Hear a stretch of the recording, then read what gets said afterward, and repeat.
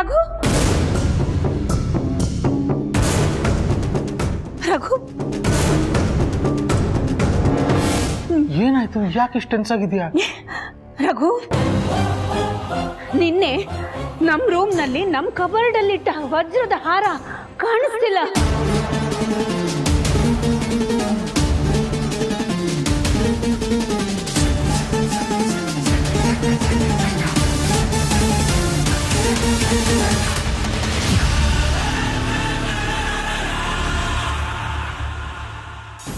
ಏನ್ ಹೇಳ್ತಿದ್ಯಾ ಅಖಿಲ? ಅದು ಹೇಗೆ ಕಾಣದೇ ಇರೋಕ್ ಸಾಧ್ಯ? ಅದೇ ನನಗೂ ಗೊತ್ತಾಗ್ತಿಲ್ಲ ರಘು.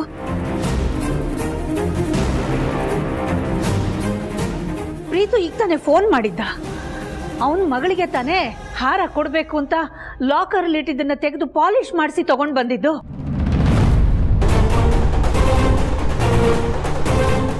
ಹಾರ ಒಂದ್ಸತಿ ನಾನು ನೋಡ್ಬೋದಮ್ಮ ಅಂತ ಕೇಳ್ದ. ಖಂಡಿತ ನೋಡಪ್ಪ ಅಂತ ಹೇಳಿ ವಿಡಿಯೋ ಕಾಲ್ ಮಾಡಿ ತೋರ್ಸೋಣ ಅಂತ ಹಾರ ತಗೊಳಕ್ಕೆ ಅಂತ ಹೋದ್ರೆ ಹಾರನೇ ಇಲ್ಲ.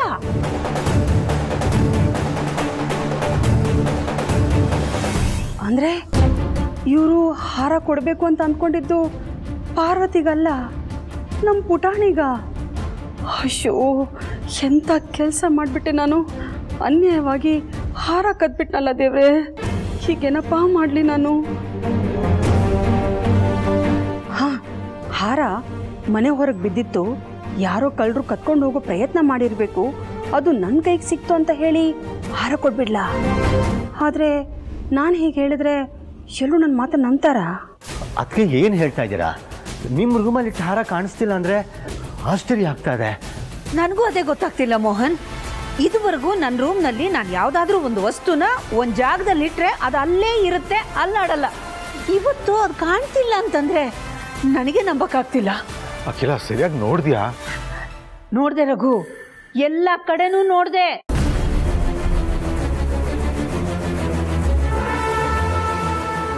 ತುಂಬಿದ ಮನೆಯಿಂದ ಸೆಕ್ಯೂರಿಟಿನ ದಾಟ್ಕೊಂಡು ಯಾರೋ ಬಂದು ಮನೇಲಿದ್ದ ಮಗುನೇ ಕತ್ಕೊಂಡು ಹೋಗಿದ್ದಾರೆ ಅಂದರೆ ಹಾರನ ಕದಿಯೋಕ್ಕೂ ಕಳ್ಳರು ಬಂದಿರ್ಬೋದು ಅಂತ ನಮ್ಮದೇ ಇರಲ್ವಾ? ಮೊದಲು ಈ ಹಾರನ ಮನೆಯಿಂದ ಆಚೆ ಬಿಸಾಬಿಡ್ಬೇಕು. ಆಮೇಲೆ ಅದನ್ನು ಹುಡ್ಕೋತರ ಹುಡುಕಿ ಹಾರ ಸಿಕ್ತು ಅಂತ ಅವ್ರ ಕೈ ಕೊಟ್ಬಿಡ್ಬೇಕು. ಅದಕ್ಕೆ ಎಲ್ಲರೂ ಸೇರಿ ಹುಡ್ಕೋಣ. ಎಲ್ಲಿ ಹೋಗಿರುತ್ತೆ? ಸಿಕ್ಕೇ ಸಿಗತ್ತೆ. ನೀವು ಹುಡುಕಿ, ನಾನು ಹುಡುಕ್ತೀನಿ. ರಘು, ನಮ್ಮ ಪುಟಾಣಿಗೋಸ್ಕರ ಇಟ್ಟಿದ್ದ ನಮ್ಮ ವಂಶ ಪಾರಂಪರ್ಯದ ಹಾರ ಅದು. ಅದೇ ಕಾಣಿಸ್ತಾ ಇಲ್ವಲ್ಲ ರಘು? ಅತ್ಯಮ್ಮ, ಇನ್ನೊಂದ್ಸಲ ಹುಡ್ಕೋಣ ಬನ್ನಿ. ಗೊತ್ತಿಲ್ಲದೆ ನೀವು ಬೇರೆ ಕಡೆ ಏನಾದರೂ ಇಟ್ಟಿದ್ರೆ? ಇಲ್ಲಮ್ಮ ಪಾರ್ವತಿ, ನಾನು ಎಲ್ಲಿ ಮರ್ತು ಬೇರೆ ಕಡೆ ಇಡ್ತೀನಿ. ರಘು ತೋರಿಸ್ಬಿಟ್ಟು ನಾನೇ ಒಳಗಡೆ ತಗೊಂಡು ಹೋಗಿ ಕಬೋರ್ಡಲ್ಲಿ ಇಟ್ಟೆ. ಇಲ್ಲಿ ಇನ್ನೊಂದ್ಸತಿ ನೋಡೋದು ತಪ್ಪೇನಿದೆ? ಹುಡ್ಕೋಣಪ್ಪ, ನಡಿ.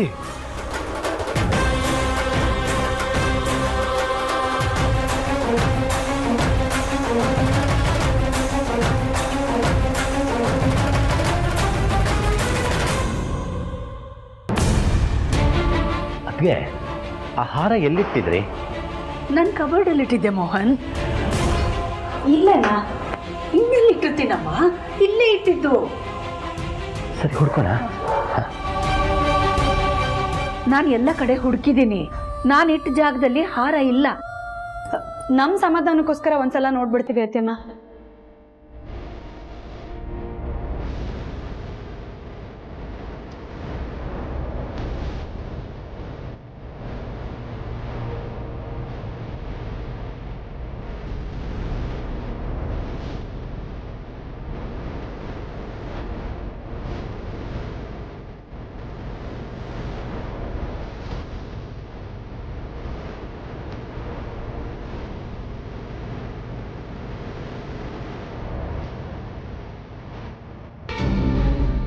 ನಾನು ಹೇಳಿಲ್ವಾ ನಾನು ಇಟ್ಟ ಜಾಗದಲ್ಲಿ ಹಾರ ಇಲ್ಲ, ನನ್ನ ಕಬೋರ್ಡಲ್ಲಿ ಹಾರ ಇಲ್ಲ ಅಂತ? ಅಖಿಲ, ನಮ್ಗೆ ಯಾಕೋ ಅದನ್ನ ಯಾರು ಕದ್ದಿದ್ದಾರೆ ಅಂತ ಅನಿಸ್ತಾ ಇದೆ. ರಘು, ಏನ್ ಹೇಳ್ತಿದ್ದೀರಾ? ನಮ್ಮ ಮನೇಲಿ, ಅದು ನಮ್ಮ ರೂಮ್ನಲ್ಲಿ ಕಳ್ತನನ? ಮತ್ತೇನು ಅಖಿಲ, ಕಾಣಿಸ್ತಿಲ್ಲ, ಸಿಕ್ತಿಲ್ಲ, ಯಾರು ತಗೊಂಡಿಲ್ಲ ಅಂದ್ರೆ ಏನು ಅನ್ಕೋಬೇಕು? ಹಾಗಾದ್ರೆ ಯಾವುದಕ್ಕೂ ಪೊಲೀಸ್ ಕಂಪ್ಲೇಂಟ್ ಕೊಡೋದು ಒಳ್ಳೇದು ಅನ್ಸುತ್ತೆ ಅಣ್ಣ. ಬೇಡ ಮೋಹನ್, ಪೊಲೀಸ್ ಕಂಪ್ಲೇಂಟ್ ಕೊಡೋದು ಬೇಡ. ಆ ಹಾರ ನಮ್ಮ ಮನೆತನದ ಪ್ರತಿಷ್ಠೆ, ಗೌರವ. ಹೊರಗಿನವ್ರು ಯಾರೋ ಬಂದು ಇದನ್ನ ಕದಿಯೋದು ಸಾಧ್ಯನೇ ಇಲ್ಲ. ಮನೆಯವರೇ ಯಾರೋ ತಗೊಂಡಿರ್ತಾರೆ. ಪೊಲೀಸ್ ಕಂಪ್ಲೇಂಟ್ ಅಂತ ಹೋದ್ರೆ ಅವರು ಮನೆಯವರನ್ನೆಲ್ಲ ಪರೀಕ್ಷೆ ಮಾಡ್ತಾರೆ. ಸರ ಕದ್ದೋರು ಸಿಕ್ಕಾಕೊಳ್ಳಬಹುದು. ಆದ್ರೆ ಅದರಿಂದ ಮನೆಯಲ್ಲಿರೋ ಎಲ್ರಿಗೂ ಮನಸ್ಸಿಗೆ ಮುಜುಗರ ಆಗುತ್ತೆ, ನೋವಾಗುತ್ತೆ. ಅದಕ್ಕೆ ನಾವು ದಾರಿ ಮಾಡಿಕೊಡೋದು ಬೇಡ. ಒಂದು ದಿವಸ ಟೈಮ್ ಕೊಟ್ಟು ನೋಡೋಣ. ಸರ ಕದ್ದಿರೋರಿಗೆ ತಮ್ಮ ತಪ್ಪಿನ ಅರಿವಾಗಿ ಅದನ್ನ ವಾಪಸ್ ತಂದು ಕೊಟ್ಟರು ಕೊಡ್ಬೋದೇನೋ. ಅದಕ್ಕೆ ಈಗಲೇ ಪೊಲೀಸ್ ಕಂಪ್ಲೇಂಟ್ ಕೊಡೋದು ಬೇಡ. ಜಸ್ಟ್ ಒಂದಿನ ಕಾಯೋಣ. ಹೌದಕ್ಕಿಲ್ಲ, ನೀನು ಹೇಳ್ತಿರೋದು ಸರಿಯಾಗಿದೆ. ಮೋಹನ್, ಹಾಗೆ ಮಾಡೋಣ. ಒಂದು ವೇಳೆ ನಾಳೆನೂ ಆ ಹಾರನ ಯಾರೂ ತಂದಿಟ್ಟಿಲ್ಲ ಅಂದರೆ ಏನು ಮಾಡೋದತ್ಯಮ್ಮ?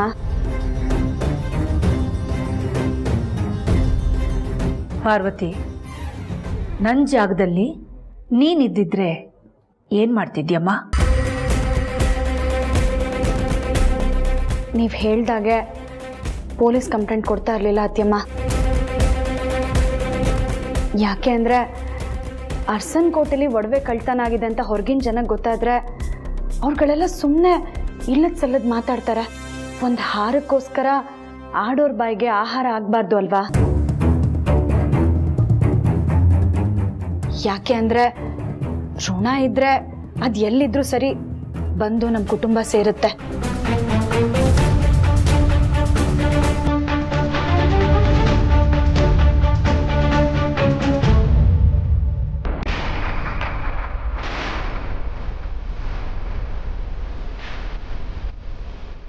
ಎಲ್ಲಿ ಬಿಸಾಕ್ಲಿ?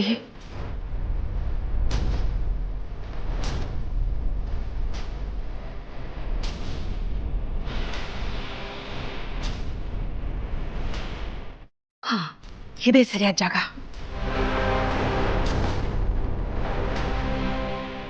ರತ್ನವೇಣಿ ಅವರೇ,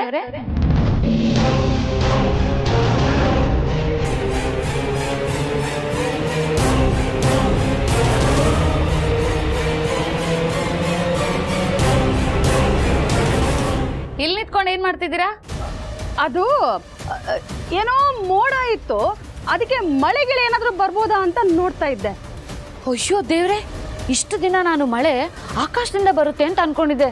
ಈಗ ನೀವ್ ಹೇಳಿದ್ಮೇಲೆ ಗೊತ್ತಾಗಿದ್ದು ಕೆಳಗಡೆಯಿಂದನೂ ಬರುತ್ತಾ? ಏನೋ ತಮಾಷೆ ಮಾಡ್ತಿದ್ಯಾ?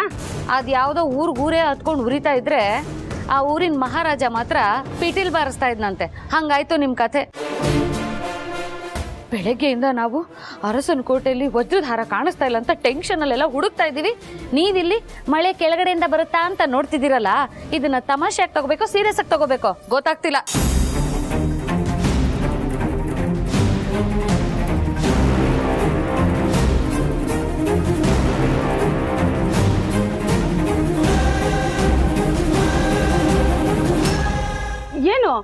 ಏನು ಹಾಗೆ ನೋಡ್ತಾ ಇದೀಯಾ? ನಿಮ್ ಕೈಲಿ ಏನಿದೆ ಅಂತ. ಅಬ್ಬ, ಅದು ತಲೆ ಬಾಚ್ಕೊಂಡಲ್ಲ, ಕೂದಲ ಮನೆ ಒಳಗಡೆ ಬಿಸಾಕ್ಬಾರ್ದು ಅಂತ ಅದಕ್ಕೆ ಆಚೆ ಬಿಸಾಕೋಣ ಅಂತ ತಗೊಂಬಂದೆ. ಅದೇ ಕೈಯಲ್ಲಿ ಇಟ್ಕೊಂಡಿದೀನಿ ಅಷ್ಟೇ. ಅಬ್ಬಬ್ಬಬ್ಬಬ್ಬಬ್ಬ, ಎಂತ ಸಂಸ್ಕಾರ! ಮೆಚ್ಚಲೇಬೇಕು. ಅಲ್ಲ, ಮನೆ ಒಳಗಡೆ ಅಷ್ಟೊಂದು ಕಸ ಡಬ್ಬಿ ಇದೆ, ಕೂದಲು ಬಿಸಾಕಕ್ಕೆ ಹೊರಗಡೆ ತಗೊಂಡ್ ಬಂದಿದ್ದೀನಿ ಅಂತ ಹೇಳ್ತಿದ್ದೀರಲ್ಲ. ಅದ್ ಸರಿ, ನೀವು ಹಾರ ಹುಡುಕ್ತೀನಿ ಅಂತ ತಾನೇ ಹೇಳಿ ಇಲ್ಲಿಗೆ ಬಂದಿರೋದು. ಯಾವ ಗ್ಯಾಪಲ್ಲಿ ನೀವು ತಲೆ ಬಾಚ್ಕೊಂಡ್ರಿ? ಅತಿ ಬುದ್ಧಿವಂತಿಕೆ ಒಳ್ಳೇದಲ್ಲ, ಅದನ್ನ ಹಾರ ಹುಡ್ಕೋದ್ರ ಮೇಲೆ ತೋರ್ಸು. ಬಂದ್ಬಿಟ್ಲಿ ಹಿಂದಿಂದೆ. ಹಲೋ ರತ್ನವೇಣಿ ಅವರೇ, ಅದೇನೋ ಕೂದಲು ಬಿಸಾಕ್ಬೇಕು ಅಂದ್ರೆ ಬಿಸಾಕ್ಲೇ ಇಲ್ಲ. ಹಾ, ಮನೆ ಒಳಗೆ ಅಷ್ಟೊಂದು ಕಸ ಡಬ್ಬಿಗಳಿದೆ ಅಂತ ಹೇಳಿದೆಯಲ್ಲ, ಅದಕ್ಕೆ ಅಲ್ಲಿಗೆ ತಗೊಂಡೋಗಿ ಬಿಸಾಕ್ತೀನಿ. ಬಾಯ್ ಕಡೆ.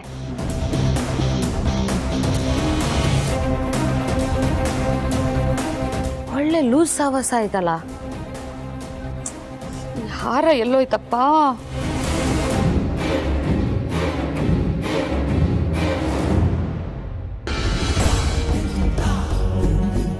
ಅಲ್ಲ, ಆ ಹಾಳಾದ ದಾಮಿನಿ ನನ್ನ ಬೆನ್ನಿಂದ ಒಳ್ಳೆ ಬೇತಾಳ ಥರನೇ ಬಿದ್ದಿರ್ತಾಳಲ್ಲ. ಛೇ, ಅವಳು ಬರೋಕ್ಕೂ ಮುಂಚೆ ನಾನು ಈ ಹಾರನ ಬಿಸಾಕ್ಬಿಡ್ಬೇಕಾಗಿತ್ತು. ಈ ಹಾರ ನನ್ನ ಹತ್ರ ಇದೆ ಅಂತ ಅವಳಿಗೇನಾದರೂ ಡೌಟ್ ಬಂದಿರ್ಬೋದಾ? ಇಲ್ಲ ಅನ್ಸತ್ತೆ, ಅಷ್ಟೆಲ್ಲ ಬುದ್ಧಿವಂತೆ ಅಲ್ಲ ಅವಳು. ಹಾಗಾದರೆ ಈಗ ನಾನು ಈ ಹಾರನ ಏನು ಮಾಡೋದು?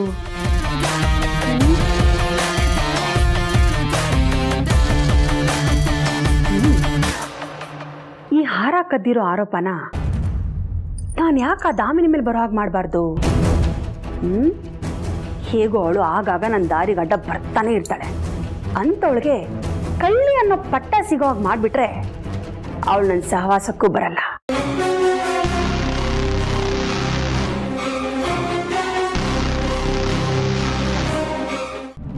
ಅಣ್ಣ, ಅದೇ ನನ್ನ ಮನಸ್ಸಲ್ಲಿ ಏನೋ ಓಡ್ತಿದೆ, ಅದನ್ನು ಹೇಗೆ ಹೇಳಬೇಕು ಅಂತಲೇ ಗೊತ್ತಾಗ್ತಾ ಇಲ್ಲ.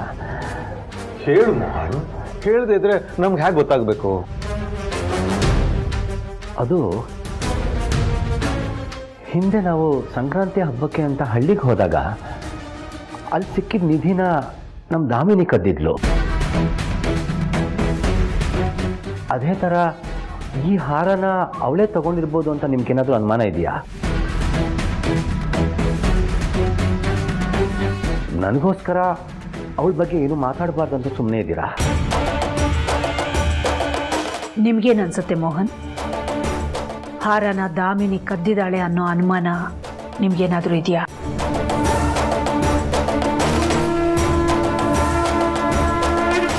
ಅದಕ್ಕೆ ನಿಜ ಹೇಳಬೇಕು ಅಂದರೆ ಅವಳ ಮೇಲೆ ನನಗೆ ಯಾವ ಅನುಮಾನನೂ ಇಲ್ಲ. ಮೊದಲೆಲ್ಲ ಈ ಮನೇಲಿ ಏನಾದರೂ ಕಳುವಾದರೆ, ಕೆಟ್ಟದಾದರೆ ಇದ್ರ ಹಿಂದೆ ದಾಮಿನಿನೇ ಇದ್ದಾಳೆ ಅಂತ ನನಗೆ ಅನ್ನಿಸ್ತಾ ಇತ್ತು. ಆದರೆ ಈಗ ನಮ್ಮ ದಾಮಿನಿ ತುಂಬ ಬದಲಾಗಿದ್ದಾಳೆ, ಮೊದಲ ಥರ ಇಲ್ಲ. ಅವಳಿಗೆ ಕೆಟ್ಟದ್ದು ಯಾವುದು ಒಳ್ಳೇದು ಯಾವುದು ಎಲ್ಲ ಗೊತ್ತಿದೆ. ಅರಸನಕೋಟೆ ಸೊಸೆ ಆಗಿದ್ರು ಮುಂಚೆ ಎಲ್ಲ ನನ್ನ ಪರ್ಸಿಂದ ದುಡ್ಡು ಕದೀತಿದ್ಲು, 100-200 ಬಿಡ್ತಿರ್ಲಿಲ್ಲ. ಆದರೆ ಈಗ ಪರ್ಸಿಂದ ಮಾತ್ರ ಅಲ್ಲ, ಕಬೋರ್ಡ್ನಲ್ಲಿ ಲಕ್ಷಕ್ಕೂ ಹೆಚ್ಚು ಕ್ಯಾಶ್ ಇದ್ದರೂ ಒಂದು ನೋಟು ಕಮ್ಮಿ ಆಗಿರಲ್ಲ. ಹೌದು ಅತ್ಯಮ್ಮ, ಚಿಕ್ಕತ್ತೆ ನಿಜವಾಗ್ಲೂ ಬದಲಾಗಿದ್ದಾರೆ. ಅವ್ರು ಯಾವುದೇ ಕಾರಣಕ್ಕೂ ಈ ಕೆಲಸ ಮಾಡೋದಕ್ಕೆ ಸಾಧ್ಯನೇ ಇಲ್ಲ.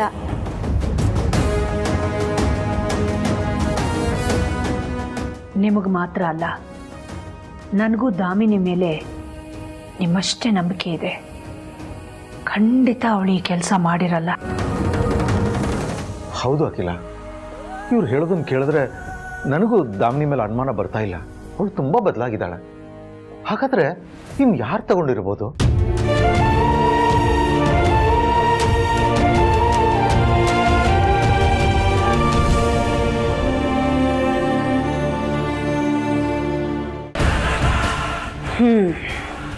ಈಗ ನಾನು ಏನು ಯೋಚನೆ ಮಾಡ್ತಿದ್ದೀನೋ ಅದೇ ಕರೆಕ್ಟ್.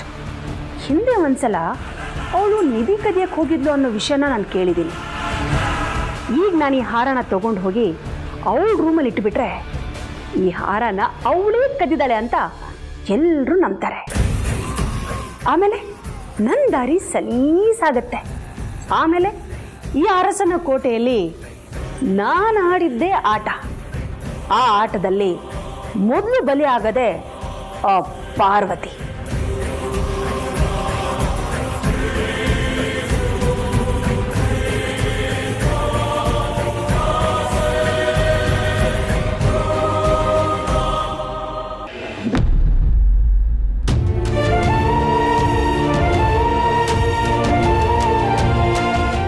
ಅಖಿಲ, ಬೆಳಿಗ್ಗೆ ಅಷ್ಟೇ ಹೇಳಿದ್ದೆ ನೀನು ಯಾವಾಗಲೂ ನಗ್ನಗ್ತಾ ಸಂತೋಷವಾಗಿರಬೇಕು ಅಂತ. ಆದರೆ ಅದು ಯಾರು ಕೆಟ್ಟ ದೃಷ್ಟಿ ನಿನ್ನ ಮೇಲೆ ಬಿತ್ತೋ ಏನೋ, ಇದ್ದ ಬೆಳಕು ಹೋಗಿ ಕತ್ಲಾಗೋ ಥರ ನಿನ್ನ ಮುಖದಲ್ಲಿದ್ದ ಸಂತೋಷನೇ ಮಾಯ ಆಗೋಯ್ತಲ್ಲ ಅಖಿಲ.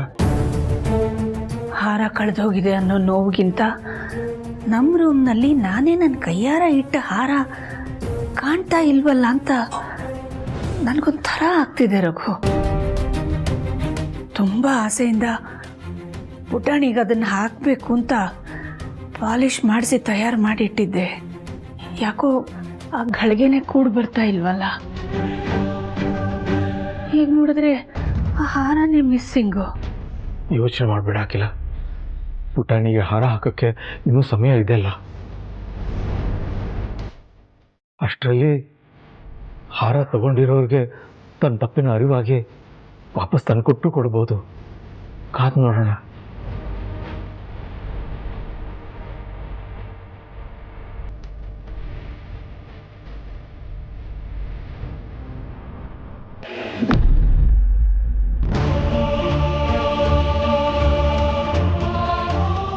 ಚಿಕ್ಕತ್ತೆ ಏನು ಯೋಚನೆ ಮಾಡ್ತಾ ಇದ್ದೀರಾ? ಅಲ್ಲ ಪಾರು, ನಮ್ಮ ಅರಸನ ಕೋಟೆಯಲ್ಲಿ ಒಂದು ಹುಲ್ ಕಡ್ಡಿನೂ ಅಲ್ಲಾಡಲ್ಲ ಅಂತ ಅನ್ಕೊಂಡಿದ್ದೆ. ಅದೇ ಅರಸನ ಕೋಟೆಯಲ್ಲಿ ವಜ್ರದಾರ ಕಳೆದೋಗಿದೆ ಅಂದ್ರೆ ನನ್ನ ಕೈಲಿ ನಂಬೋಕೆ ಆಗ್ತಾ ಇಲ್ಲ. ನನಗೂ ಅಷ್ಟೇ ಚಿಕ್ಕತ್ತೆ, ಅದನ್ನು ಯಾರು ತಗೊಂಡ್ರು ಅಥವಾ ಹೇಗೆ ಕಳೆದೋಯ್ತು ಅನ್ನೋದೇ ಗೊತ್ತಾಗ್ತಾ ಇಲ್ಲ. ಹೌದು, ಅಕ್ಕನ ರೂಮಲ್ಲಿ ಹುಡ್ಕಕ್ ಹೋಗಿದ್ಯಲ್ವಾ? ಅಲ್ಲೂ ಸಿಗ್ಲಿಲ್ವಾ? ಇಲ್ಲ ಚಿಕ್ಕತ್ತೆ. ಸರಿಯಾಗಿ ಹುಡ್ಕಿದ್ಯಾ? ಹ್ಞೂ, ಸರಿಯಾಗೇ ನೋಡಿದೆ, ಸಿಗಲಿಲ್ಲ. ಅತ್ತೆಮ್ಮ ಹೇಳ್ತಾ ಇದ್ರು ಮನೆಯವರೇ ಯಾರು ಅದನ್ನು ತಗೊಂಡಿರ್ಬೋದು ಅಂತ. ಅದಕ್ಕೆ ಪೊಲೀಸ್ ಕಂಪ್ಲೇಂಟ್ ಕೊಡೋದು ಬೇಡ ಅಂದರು. ನನಗೂ ಅದೇ ಸರಿ ಅಂತ ಅನ್ನಿಸ್ತು. ಆದರೆ ನಮ್ಮ ಮನೆಯವರಲ್ಲಿ ಯಾರು ಅದನ್ನು ಕದ್ದಿದ್ದಕ್ಕೆ ಸಾಧ್ಯ ಚಿಕ್ಕತ್ತೆ? ಪಾರ್ವತಿ, ಇದ್ರ ಹಿಂದೆ ಆ ರತ್ನವೇಣಿ ಕೈಚಳಕ ಇರಬಹುದಾ ಅಂತ ನಂಗೆ ಅನಿಸ್ತಿದೆ. ಏನು ಹೇಳ್ತಾ ಇದ್ದೀರಾ ಚಿಕ್ಕತ್ತೆ? ಅವ್ರಿಗೆ ನಮ್ಮ ಕಂಡ್ರೆ ಆಗಲ್ಲ ಅಂತ ಸುಮ್ಮನೆ ಅವ್ರ ಮೇಲೆ ಆಪಾದನೆ ಮಾಡೋದು ಸರಿ ಇರಲ್ಲ. ಅಷ್ಟಕ್ಕೂ ಅವ್ರು ನಮಗೆ ಕೆಟ್ಟದ್ದು ಬಯಸೋದ್ರ ಹಿಂದೆ ಜನನಿಗೆ ಒಳ್ಳೇದು ಮಾಡೋ ಉದ್ದೇಶ ಇರುತ್ತೆ. ಆದರೆ ಈ ಹಾರ ಕದಿಯೋದ್ರ ಹಿಂದೆ ಯಾವ ಉದ್ದೇಶ ಇರುತ್ತೆ ಹೇಳಿ? ಇಂಥ ಹಾರಗಳನ್ನ ಅವ್ರ ಜೀವನದಲ್ಲಿ ಎಷ್ಟು ನೋಡಿರಲ್ಲ ನೀವೇ ಹೇಳಿ. ಅಂಥದ್ರಲ್ಲಿ ಅವ್ರು ಈ ಹಾರ ಕದ್ದಿರ್ತಾರೆ ಅಂದರೆ ನಾನು ನಂಬಲ್ಲ ಚಿಕ್ಕತ್ತೆ. ನೀವು ಅವ್ರ ಮೇಲೆ ಅನುಮಾನ ಪಡ್ತಾ ಇರೋದು ನನಗೆ ಯಾಕೋ ಸರಿ ಅಂತ ಅನ್ನಿಸ್ತಾ ಇಲ್ಲ. ಸರಿ ಬಿಡಮ್ಮ. ಆದ್ರೆ ಇದ್ದು 3 ಜನದಲ್ಲಿ ಕದ್ದವ್ರು ಯಾರು ಅನ್ನೋ ಹಾಗೆ ಆ ವಜ್ರದಾರನ ಯಾರು ಕತ್ತಿರ್ಬಹುದು?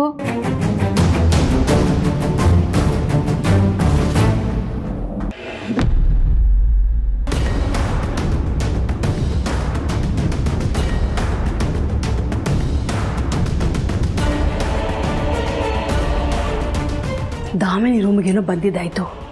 ಈಗ ಈ ಹಾರನ ಎಲ್ಲಿಡ್ಲಿ?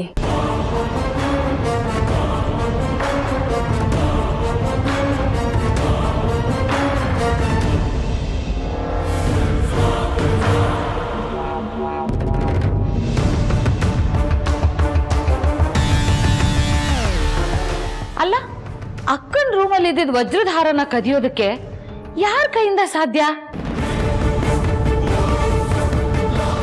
ಹೆಂಗ್ ಮಿಸ್ ಆಯ್ತು? ಗೊತ್ತೇ ಆಗ್ತಾ ಇಲ್ವಲ್ಲ. ಛೇ,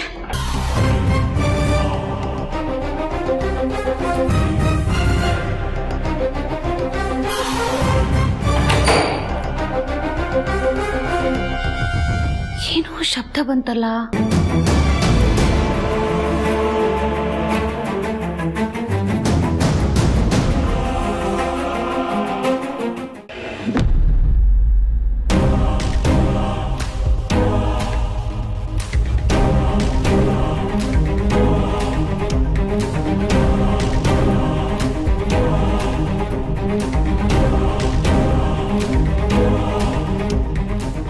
ಇದೇನಿದು? ಊರಿಗೇನಾದ್ರೂ ಹೊರಟ್ರಾ? ಇಲ್ಲ ಅದಕ್ಕೆ. ಮತ್ತೆ ಲಗೇಜ್ ಸಮೇತ ಬಂದಿದ್ದೀರಾ?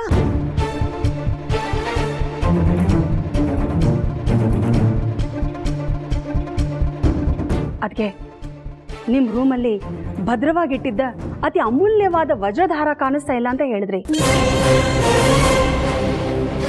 ಆದರೆ ನಮ್ಗೆ ಯಾರಿಗೂ ನೋವಾಗಬಾರ್ದು ಅನ್ನೋ ಕಾರಣಕ್ಕೆ ನೀವು ಯಾರ ಮೇಲೂ ಅನುಮಾನನೂ ಪಟ್ಟಿಲ್ಲ. ಹಾಗೆ ಮನೆ ಮರ್ಯಾದೆಗೆ ಅಂಜಿ ನೀವು ಪೊಲೀಸ್ನವ್ರಿಗೂ ತಿಳಿಸಿಲ್ಲ. ಹಾಗಂತ ಕದ್ದಿರೋರು ನಾನಲ್ಲ ಅಂತ ಎಲ್ಲರೂ ಅವ್ರವ್ರ ಪಾಡಕ್ಕೆ ಸುಮ್ಮನಾಗ್ಬಿಟ್ರೆ ಇದ್ದವ್ರ ಪೈಕಿ ಕದ್ದವ್ರು ಯಾರು ಅನ್ನೋ ಅನುಮಾನ ಹಾಗೆ ಉಳ್ಕೊಂಡ್ಬಿಡುತ್ತೆ ಅಲ್ವಾ?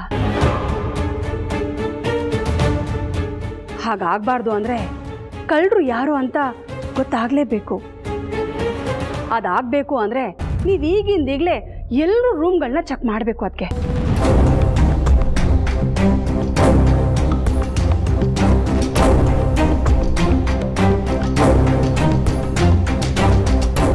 ಬೇಡ ರತ್ನವೇಣಿ, ನನ್ಗ್ಯಾಕೋ ನೀವು ಹೇಳೋದು ನನ್ನ ಮನಸ್ಸಿಗೆ ಒಪ್ಪಿಗೆ ಆಗ್ತಾ ಇಲ್ಲ.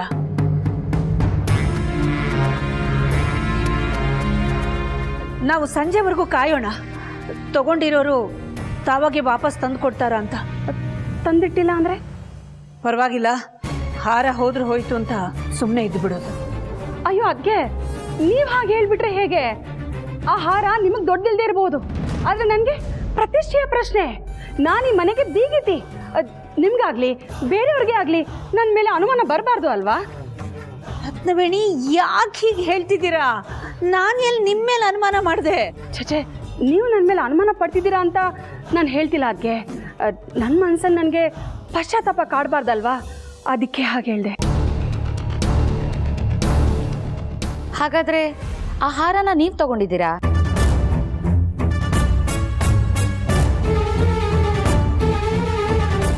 ಏನು ಹೇಳ್ತಿದ್ದೆ ದಾಮಿನಿ? ನಾನು ಯಾಕೆ ಹಾರ ತಗೊಳ್ಳಿ? ಅಂತ ದುರ್ಬುದ್ಧಿ ನನಗಿಲ್ಲ. ಇದು ಕೊಡೋ ಕೈ, ತಗೊಳ್ಳೋ ಕೈ ಅಲ್ಲ. ಇಲ್ಲದೆ ಇದ್ರೆ ಕೇಳತ್ತೆ, ಬೇಡತ್ತೆ ಹೊರತು ಕದಿಯಲ್ಲ.